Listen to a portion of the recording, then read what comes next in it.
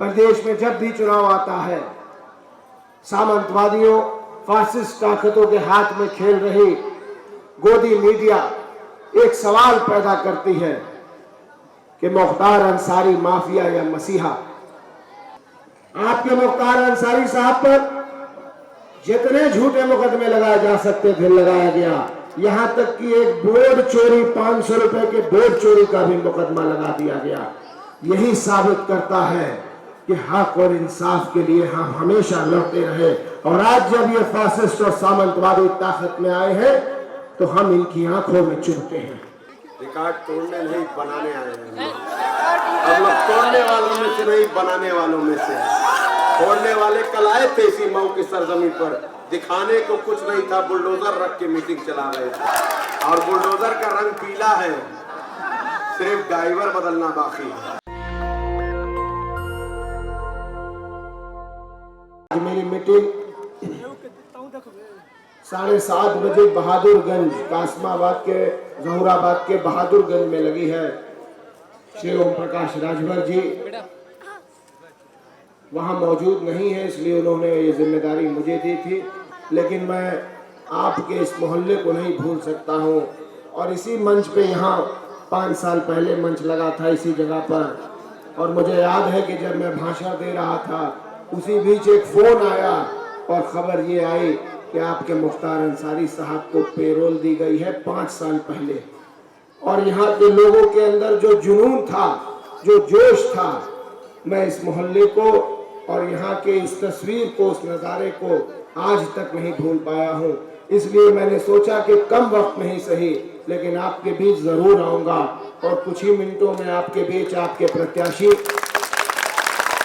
आपके युवा दिलों की धड़कन, आपके शेर पूर्वांचल के बड़े बेटे और मेरे बड़े भाई अब्बास अंसारी साहब भी पहुंचने वाले हैं। जो बुजुर्ग यहाँ लाइन में बैठे हैं, मेरी गुजारिश है कि उनके साथ बहुत ज़्यादा लोगों का लश्कर है, कहीं ऐसा ना हो कि आपको कोई धक्का हो जाए, चोट हो जाए। मैं एडवांस में आपसे माजरत चाहता हूँ और माफ़ी चाहता हूँ, क्योंकि नौजवानों का ये जो जोश है ना, ये गुस्सा है, ये 5 साल का गुस्सा है जो इनके अंदर से फूट फूट कर बाहर आ रहा है। इसलिए मेरे बुजुर्गों को या किसी को भी अगर कोई धक्का लग जाए, कोई तकलीफ पहुंचे, तो मैं इनके बड़े होने के नाते अपने भाइयों की तरफ से आपसे माफी चाहता हूं। मेरे मोहतरम बुजुर्गों, भाइयों, मैं उमर बिन मुख्तार अंसारी आप सबकी खिदमत में अपना सलाम पेश करता हूं। चुनावी मौसम है, बातें तो बहुत करनी है। प्रदेश में जब भी चुनाव आता है, सामंतवादियों, फासिस्ट ताकतों के हाथ में खेल रही गोदी मीडिया एक सवाल पैदा करती है कि मुख्तार अंसारी माफिया या मसीहा। और मैं अपनी मऊ की अजीम आवाम को सलाम करता हूं कि उन्होंने पिछले 25 साल से इस गोदी मीडिया को, उन सामंतवादी और फिरका परस्त ताकतों को जवाब देने का काम किया है कि मुख्तार अंसारी आपके लिए क्या मायने रखते हैं। मुखालिफ हवाओं में भी हम कभी निर्दल लड़े, कभी सरकार के खिलाफ लड़े, कभी ऐसा आज तक नहीं हुआ कि हम जिस पार्टी से लड़े हो उस पार्टी की सरकार बनी हो। लेकिन कुदरत ने कुछ ऐसा इंतजाम किया कि इस बार आप सपा और सुभाषपा के गठबंधन से चुनाव भी लड़ रहे हैं, और सपा और सुभाषपा के गठबंधन की सरकार भी बनने जा रही है। कोई रोक नहीं सकता। आज 6ठे चरण का चुनाव भी हो गया, जो बची कची कसर बाकी रह गई थी भाजपा की, वो भी पूरी कर दी गई। अब तो आखिरी चरण, लास्ट फेज का चुनाव 7 मार्च को बचा है। आप सबको एकजुट होना है, मुत्तहिद होना है और इतिहास बनाना है। पिछले बीते दिनों 5 साल में जो कुछ हुआ हमारे साथ, वो मुझे आपको बताने की जरूरत नहीं है, आप सब बखूबी वाकिफ हो उससे। और आपको ये भी पता है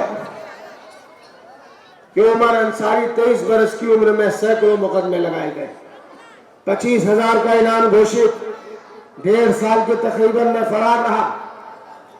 मेरे बड़े भाई अब्बास अंसारी के ऊपर दर्जनों मुकदमे, जो 9 गोल्ड मेडल जीत चुके हैं इस देश के लिए, 16 वर्ल्ड कप खेला है, इंडियन शूटिंग टीम के कैप्टन रहे हैं, उनके ऊपर 50,000 का इनाम घोषित। मेरी वालिदा आज भी फरार है, उनके ऊपर दक्षिण टोला थाने से गैंगस्टर लगा दिया है, यूपी की एसटीएफ सारा काम छोड़ के उनको खोज रही है। आपके मुख्तार अंसारी साहब पर जितने झूठे मुकदमे लगाए जा सकते थे लगाया गया, यहां तक कि एक बोर्ड चोरी, 500 रुपए के बोर्ड चोरी का भी मुकदमा लगा दिया गया। यही साबित करता है कि हक और इंसाफ के लिए हम हमेशा लड़ते रहे, और आज जब ये फासिस्ट और सामंतवादी ताकत में आए हैं तो हम इनकी आंखों में चुभते हैं। मेरे बुजुर्गों, मेरे भाइयों, मऊ की आवाम ने जो मोहब्बतों से मेरे वालिद को नवाजा है, जिन उम्मीदों से उन पे भरोसा किया है, मेरे वालिद हमेशा उन उम्मीदों पे खरे उतरे हैं। और तभी सारी अजरतनाक तकलीफों को झेलने के बावजूद आपके सामने, आपके लिए कभी तलवार बन के लड़े हैं तो कभी ढाल बनकर आपकी हिफाजत की है। और मैं मऊ की आवाम को भी ये कहना चाहता हूं कि आपके घरों से बंद कमरों में की गई एक एक दुआ मेरे वालिद को जेल की ऊंची ऊंची दीवारों और लोहे की सलाखों में जीने के लिए एक सांस देती है। मैं तहे दिल से आप सबका एहसानमंद और शुक्रगुजार हूं, और मैं आपसे ये कहना चाहता हूं कि अब कोई लड़ाई किसी से नहीं है। ये जो चुनाव है, ये कोई विधायक बनाने का चुनाव नहीं है। ये जो चुनाव है, ये उस कातिल और बातिल को हराकर उत्तर प्रदेश के अंदर अखिलेश भैया को मुख्यमंत्री बनाने का चुनाव है। मैं आपको बता दूं कि अगर आपने 80% से ज्यादा पोलिंग कर दी तो भारतीय जनता पार्टी की इस मऊ नगर से ही जमानत जब्त हो जाएगी। अरे हमने तो कहा था, कल ही आए थे बाबा बुलडोजर।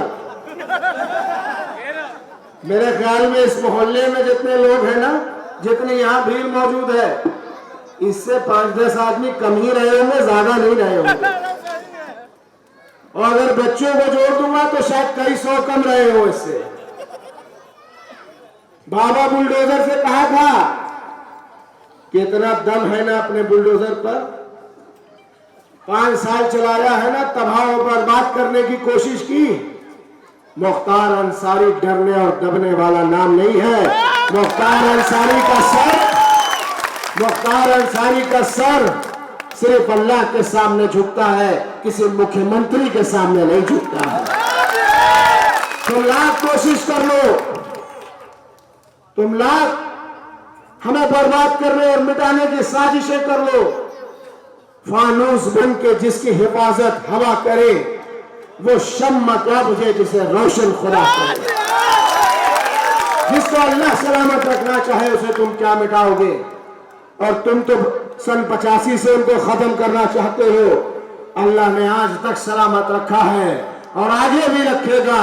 और मैं आपसे कह के जा रहा हूं कि जब आप 7 मार्च को एक वोट छड़ी के सामने दबा दोगे तो ये भी जान लेना कि अब आपके मुख्तार अंसारी को कोई जेल में नहीं रख पाएगा। कानून के रास्ते से उनको छुड़ाकर आपके बीच जल्द से जल्द लाया जाएगा। बहुत हो गया। 17 साल बेकसूर रहने के बावजूद किसी मुकदमे में 1 घंटे की भी सजा नहीं, ना बेल दी जाती है ना पैरोल दी जाती है। मंत्री कहता है कि पता कर लो मैं कौन हूं, और आधे घंटे बाद उसका बेटा किसानों पे जीप चढ़ा देता है। और ये बेशरम सरकार उसके बेल के खिलाफत भी नहीं करती है, उसकी बेल हो जाने देती है। तो मैं भी कहना चाहता हूं उन सामंतवादियों और अपराधियों से कि तुम्हारा वक्त पूरा हो चुका, तुमने जो करना था कर लिया, अब वक्त आ गया है। जितना तुमने डंडा बरसाया है नौजवानों की पीठ पर, जितना तुमने बुजुर्गों की दाढ़ी को हाथ लगाया है, जितना हमारी माँ बहनों की इज्जत आबरू की तरफ नजर उठाने की कोशिश की है, सबका हिसाब होगा। कोई को नहीं छोड़ना है। हर चीज को याद रखा गया है और सारी चीजों का हिसाब होगा। मैं आपके बीच ये बताने आया हूं और ये अपील करने आया हूं कि मुत्तहिद होइए, सियासत की इस जंग में अपनी वोट की तलवार से लड़ाई लड़िए और उठ जाइए। एक अब्र की शक्ल में पूरे सूबे को अपने आगोश में लेते हुए इनकलाब की एक मशाल जला दीजिए और आने वाले वक्त में उत्तर प्रदेश की बागडोर अखिलेश यादव को सौंपने का काम कर दीजिए। आपके बीच एक शेर पढ़ के रुखसत होता हूं। वो आवाज अब हमारे बीच नहीं है। अल्लाह मरहूम को जन्नतुल फिरदौस में आला मुकाम अता फरमाए। अगर उस शेर को मैंने उनकी तरह पढ़ा हो तो यहां खड़े हर इंसान की शिरकत होनी चाहिए। मैं पूरी कोशिश करता हूं, कह रहा हूं कि अगर खिलाफ है, दिल्ली की बात कर रहा हूं, अगर खिलाफ है होने दो, जान थोड़ी है। अगर खिलाफ है होने दो, जान थोड़ी है। ये सब धुआं है, कोई आसमान थोड़ी है। और लगेगी आग तो आएंगे घर कई जद में, यहां पर सिर्फ हमारा मकान थोड़ी है। और इंशाअल्लाह अगर आपका प्यार, दुआएं और अल्लाह का करम रहा तो जो आज साहिब मसनद है कल नहीं होंगे। किराएदार है, जाती मकान थोड़ी है। किराएदार है, जाती मकान थोड़ी है। और सभी का खून है शामिल यहां की मिट्टी में, किसी के बाप का हिंदुस्तान थोड़ी है। जय हिंद, जय भारत, खुदा हाफिज। बहुत बहुत शुक्रिया सर। तैयारी है, इतिहास बनेगा। यहाँ रिकॉर्ड तोड़ने नहीं, बनाने आए हैं। हम लोग तोड़ने वालों में से नहीं, बनाने वालों में से। तोड़ने वाले कल आए थे इसी मऊ की सरजमी पर, दिखाने को कुछ नहीं था, बुलडोजर रख के मीटिंग चला रहे थे, याद है ना। और बुलडोजर का रंग पीला है, सिर्फ ड्राइवर बदलना बाकी है। आज मेरे बड़े बुजुर्गों, मैं आपसे एक बात की गुजारिश करता हूं, अगर मेरे नौजवान साथियों से जोश में कोई गलती हो जाए तो उनकी तरफ से मैं माफी मांगता हूं। क्या करें, इनका ये जोश है, ये जो शोर है, ये गुस्सा जो इन्होंने झेला है पिछले 5 सालों से, ये वो गुस्सा है जो मुझे देखकर बाहर फूट के निकल जाता है। और मेरे बड़े बुजुर्ग जो आज खामोश बैठे हैं, आज आपकी खामोशी के पीछे छुपे हुए उस तूफान को मैं महसूस कर सकता। मेरे दोस्तों, मेरे नौजवान साथियों, एक बात सोचिएगा कि आज जो सत्ता में बैठे हैं, क्या वो अपने से बैठे हैं या हमसे गलती हुई? आज जो उस कुर्सी पर बैठे हैं, ये अंग्रेजों के चमचे, जिन्होंने इस देश के स्वतंत्रता संग्राम सेनानियों के खिलाफ साजिश रचने वालों का साथ दिया, गवाहियां दी, उनके खिलाफ मुखबिरियां की, आज वो सत्ता की कुर्सी पे काबिज है। तो कहीं ऐसा तो नहीं कि हमसे कमियां हुई? इन्होंने हमें जातियों में बांटा, धर्म में बांटा, इलाके में बांटा, रंग रूप में बांटा और हम खुद फिरकों में बट गए। अगर हम मुत्तहिद होते, ये भारत गंगा जमनी तहजीब का देश है और ये सत्ता में बैठे लोग इस भारत की असली ताकत, जो हमारी संस्कृति है, हमारी एकता, इस एकता के ऊपर जुल्म कर रहे हैं, वार कर रहे हैं। हमें अपने इस होशो हवास को ध्यान में रखना होगा कि हमारे इस जोश से कहीं हमसे कोई ऐसी खता ना हो जाए जिससे हमारे भाइयों को कोई तकलीफ पहुंचे, हमसे नाराज। इस बार उस इतिहास को बनाना है। अभी तैयब पालकी साहब, अरशद जमाल साहब ने कहा कि 90% पोलिंग करना है। कैसे करेंगे 90% पोलिंग? उसका कोई सोचा है? 90% पोलिंग करने के लिए सबसे पहले मां बहनों को घरों से बाहर निकालना होगा। जो बूढ़े बुजुर्ग हैं उनको कंधों पे उठाकर ले जाकर पोल कराना होगा। सबसे पहले बड़े बुजुर्गों का, मां बहनों का वोट पोल कराने के बाद नौजवान साथी अगर कतार में खड़े होंगे तब जाकर देर रात तक अगर आप पोलिंग करेंगे तो आप 90% अपनी पोलिंग को टच कर पाएंगे। क्या तैयार है? पीछे वाले लोग, वो लोग तैयार हो? अरे हाथ उठा के इशारा करो। देखिए, आज जो सरकार बैठी हुई है, आप सब यहाँ बड़े बुजुर्ग जो मौजूद हैं, इनको मालूम है कि हम लोग हिसाब किताब में बहुत मजबूत हैं। हम और हमारा खानदान ने जब भी हिसाब किताब लिया, इतिहास के पन्नों में सुनहरे अक्षरों में लिखा गया और वक्त आ रहा है, वक्त आ रहा है दोबारा हिसाब किताब करने का। जो जुल्म और ज्यादती हमारे भाइयों की पीठ पर डंडे बरसा के की गई है, उसका भी हिसाब किताब होगा। हमारे बुजुर्गों की आन मान और शान के ऊपर उंगली बट उठाने वालों की भी अच्छे से उनसे भी बात विमर्श होगा। हमारी मां बहनों की इज्जत आबरू पे उंगली उठाने वाले, आंख उठाने वालों का भी हिसाब किताब होगा। जो हमारे इस देश के संविधान के ऊपर आज अपने पैर रख करके सोच रहे हैं बहुत बड़े बादशाह हो गए हैं, तो उनको बताना पड़ेगा कि इस देश में संविधान लागू है और लोकतंत्र का ये देश है। इनको एहसास दिलाना होगा कि तिरंगा 3 रंग का है और अगर इस रंग को बदलने की कोशिश करेगा तो इस देश की आवाम बर्दाश्त नहीं करेगी। आप सब बखूबी जानते हैं कि ये मऊ की सरजमी है, ये वीरों की धरती है, ये शहीदों की धरती है, ये उलमाओं की धरती है, तो ये संतों की भी धरती है। अगर हम ये सारी ताकतों को एक साथ मिलाएं और मऊ की पुरानी गंगा जमुनी तहजीब को अगर लेकर साथ चले, आपने तो हमेशा इतिहास रचा है। पिछले 25 सालों से जब कोई साथ नहीं था, तब भी आपने अपना खूंटा गाड़ा है। अब तो राष्ट्रीय अध्यक्ष अखिलेश यादव जी का भी आशीर्वाद है, अब तो मोदी जी के कटप्पा जी भी साथ है ना साथ? अब क्या है? अब 1 लाख नगर पालिका, 50,000 प्रधान, 50,000 रतनपुरा, 2.5 लाख वोट पोल हो रहा है। 2 लाख पर बैठे हैं और ये मुकदमे लगाते हैं। आज भी एक सुबह मुकदमा लगाया, रोज लगा रहे हैं। अब देखिए, कल तक बाहर रहता हूं या अंदर रहता, 2 दिन बचा है। ये बेवकूफ ये समझते हैं कि हमको डरा लेंगे, ये जानते नहीं है कि हम सर कटाने वालों में से, सर झुकाने वालों में से।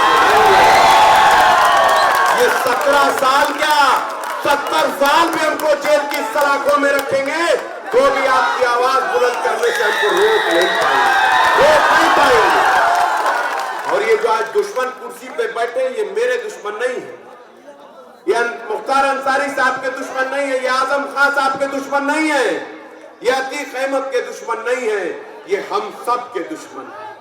ये इस देश के लोकतंत्र के दुश्मन है, ये इस देश के संविधान के दुश्मन है और इनसे हिसाब किताब लेने के लिए हम सबको एक होना पड़ेगा, मुत्तहिद होकर के एक ऐसी ताकत बनना पड़ेगा कि इनको मुंह तोड़ जवाब दिया जा सके। और रही बात मेरे नौजवान साथियों, मैं आपसे गुजारिश करता हूं कि अगर आपको कोई छेड़े तो पलट कर जवाब मत देना, अगर कोई गाली दे तो पलट कर जवाब मत देना, कोई नारा लगाए पलट कर जवाब मत देना। क्यों? क्योंकि हम लोकतंत्र को मानने वाले अपना जवाब बटन दबा कर देंगे, बटन दबा कर देंगे। 7 तारीख को हमें वोट पोल करना है, छड़ी के निशान पर बटन दबाना है। 8 और 9 तारीख को रखे हुए वोट की हिफाजत करनी है।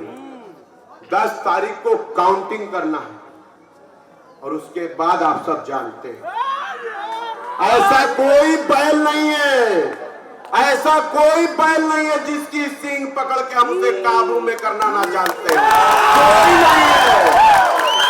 हमारी शराफत को हमारी कमजोरी समझने वाले बेवकूफों को अंदाज नहीं है, इन्हें अंदाज नहीं है। वक्त आएगा तो इन्हें भी अंदाज हो जाएगा। मीटिंग का वक्त खत्म हो गया है। एक जोरदार नारा लगाइए कि आवाज लखनऊ तक पहुंचे। और जब कह रहा हूं कि लखनऊ तक पहुंचे तो आवाज लखनऊ तक पहुंचनी चाहिए। हमारा बटन कहां दबेगा? हमारा बटन कहां दबेगा? हमारा बटन कहां दबेगा? नेशनल दस्तक की आपसे गुजारिश है कि अगर इसको बचाना चाहते हैं तो नेशनल दस्तक को सब्सक्राइब करने के लिए रेड कलर के सब्सक्राइब बटन को दबाएं, फिर बेल आइकन की घंटी दबाएं। नेशनल दस्तक को बचाने के लिए बहुत जरूरी है कि हर खबर को शेयर करें, लाइक करें, कमेंट जरूर करें।